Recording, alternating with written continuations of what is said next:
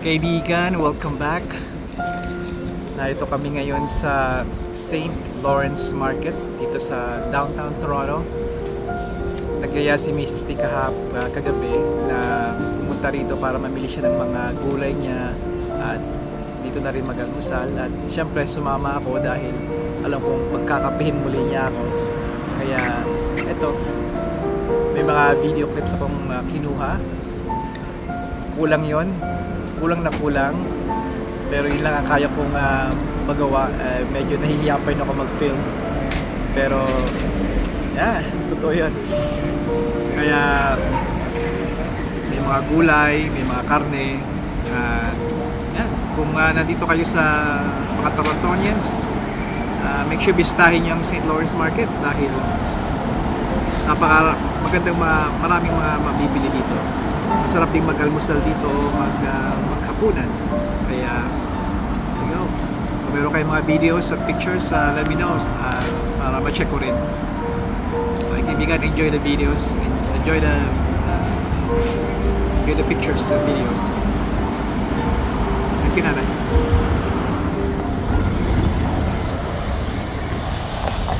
Kaibigan, welcome back. Kaibigan, narito kami ngayon ni Mrs. T at ni Bunso ni sa St. Lawrence Market dito sa Jarvis sa downtown Toronto. At dito kami mag-aalmusal at kung ako ng mga ilang video sa inyo. Alright, kung ano yung kaya ko. At sa ngayon kailangan ko magkape at mag-almusal, kaya abangan nyo, ha.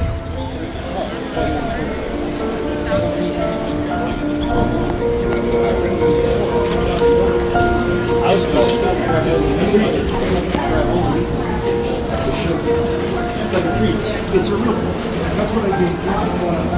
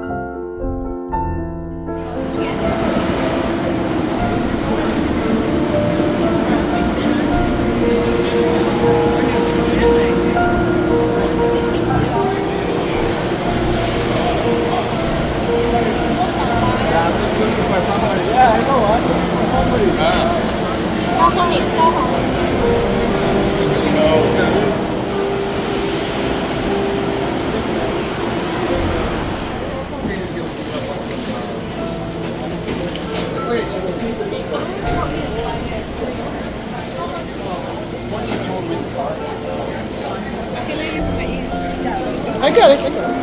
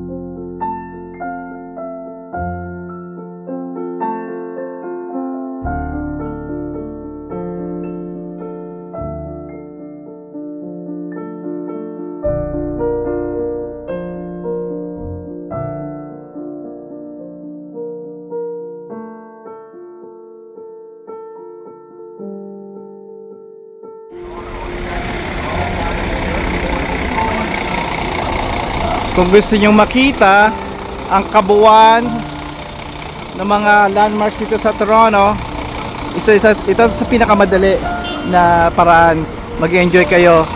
At mainit nga sa taas pero hindi nyo malintahan na yun. Magdala lang kayo ng sombrero, wag lang todo laki o payong, wag todo laki, okay na. Nalala ko nung sumakay kami rito ng pamilya, si Busoni, Juniorita at si Mrs. T. Nag-enjoy kami. At marami kayong matututunan dito dahil may tour guide kayo. Ay kaibigan?